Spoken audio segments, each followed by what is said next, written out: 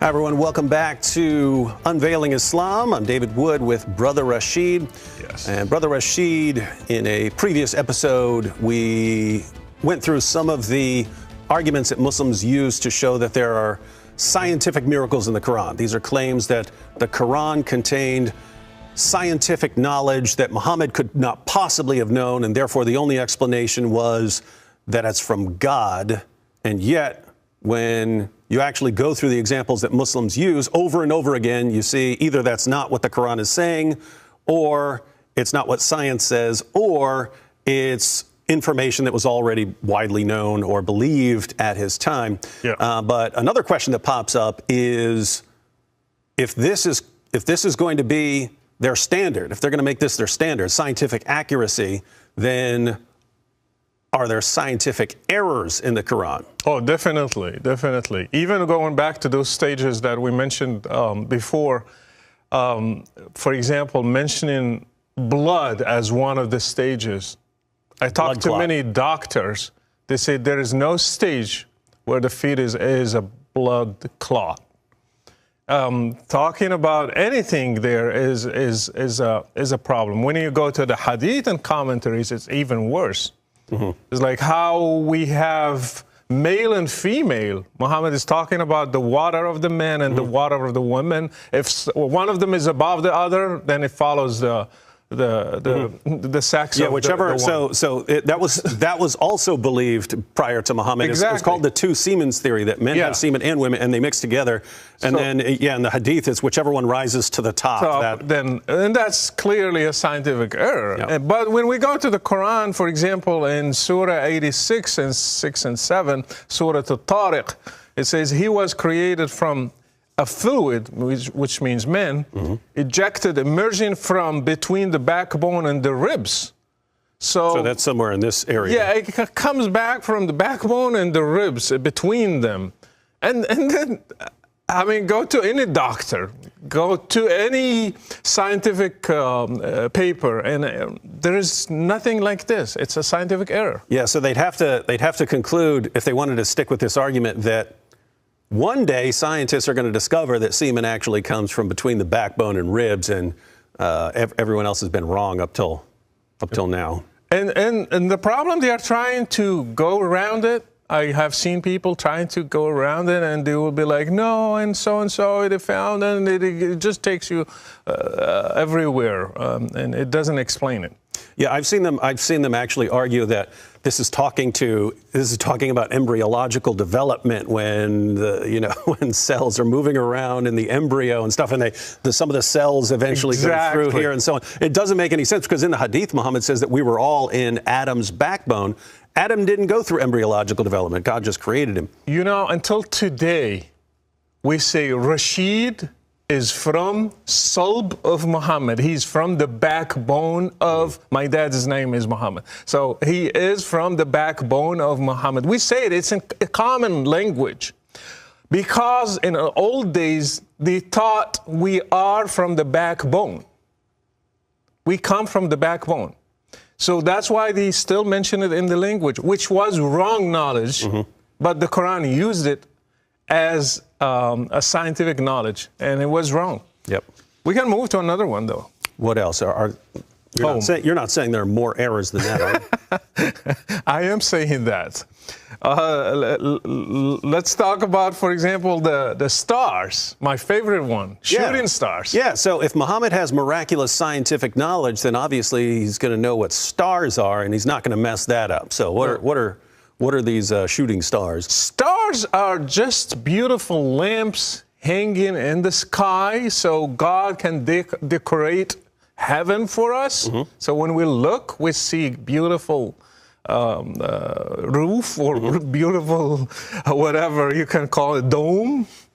That's how actually mentioned. And also he uses stars as a security system. So whenever the Satan or the jinn are listening to God, listening to angels, because they have secrets, God just sends one star and he shoots. That's why you see shooting stars. Actually, they are just shooting one of the demons because he tried to listen to God. And that's in the Hadith. Muhammad would point this out when he would see a shooting star. You could see a lot more back then because there wasn't as much light pollution from lights around you. Yeah. But he would see a shooting star, and then he would describe it as a demon trying to sneak into heaven, and he would say that God hurled a star.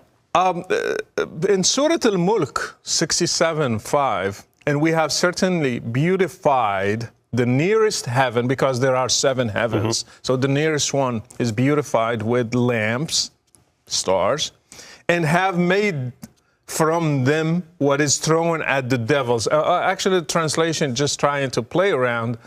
Made from them. Actually, we shoot the devil with them. And always my question was, is this a scientific thing? We know now what shooting stars are. Yeah. And they're not stars. And they are not. It's a big rock hitting the atmosphere. It's not an actual star. Let me go ahead and read 2 passages here. One you just read, because this one you said they're playing around with the translation there. Yeah. So this is Haleli Khan, and it says, "And indeed we have adorned the nearest heaven with lamps, and we have made such lamps missiles to drive away the devils, and we have prepared for them the torment of the blazing fire." What's interesting is in another passage here, so this is Surah 37, verses 6 to 10. Yeah.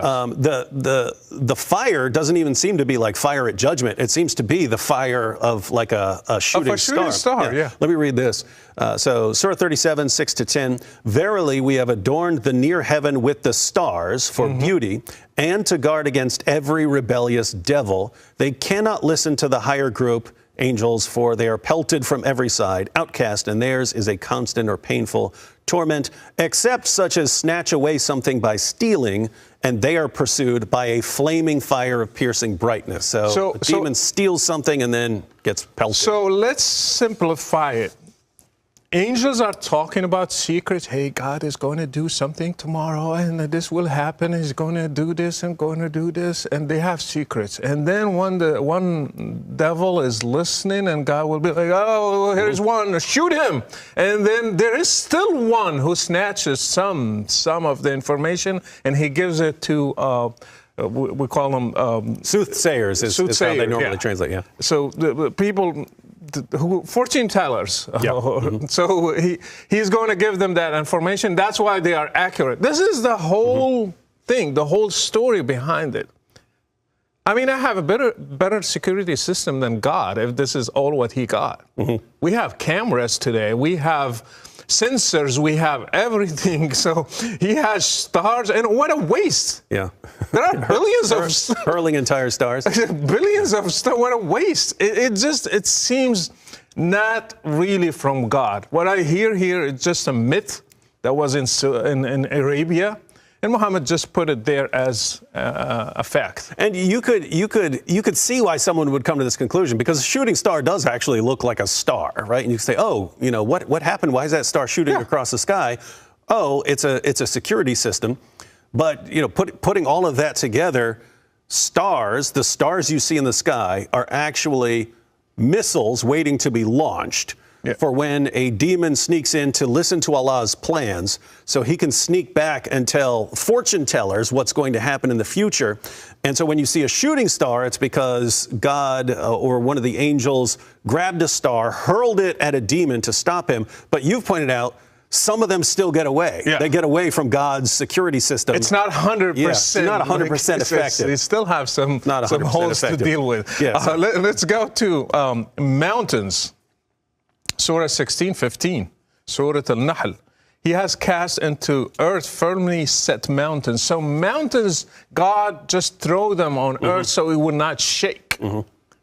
And this is clearly a scientific error. So God created earth, but it was shaky. And so he put those down like tent pegs to hold everything. Exactly, to hold earth. And we know that's not true. Mountains are tectonic plates. They push together and then they go up. So they're not hurled down. And I don't know how a Muslim will think this is from God. When I was studying these things, it was the last thing and I said, this is not from God. If you need proof that Muhammad made this, it's a human-made thing, just look at scientific errors with clear eyes, and you will see it's not God's word.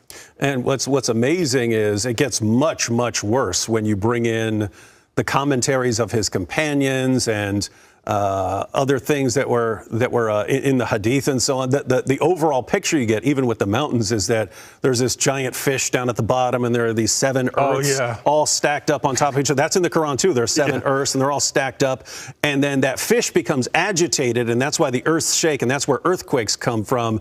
And that's how they tie in the mountains that Allah puts them on the earth to sort of stabilize it when this fish is rocking the boat, so to speak. I had a debate with a Muslim sheikh, an Egyptian one, and I asked him about the stars, and I told him, what is the reason that God created stars in the Quran? He mentioned 2 things. He said to cast demons and also to guide people. He left out the missiles? Well, I mean, to guide people at night. That's what it used to be in Arabia. So I told him, now we have GPS. We don't need that. So he just created them for nothing. We have GPS, and we don't need stars to go in a desert and see our direction and stuff like that. It just means this Quran was made up from the culture, from Muhammad's surroundings. It has no scientific discoveries. It has actually scientific errors. And so for all you Zakir Naik fans out there whose faith and confidence in the Quran has been based on its supposed scientific accuracy, we can confirm right here, better find a better argument.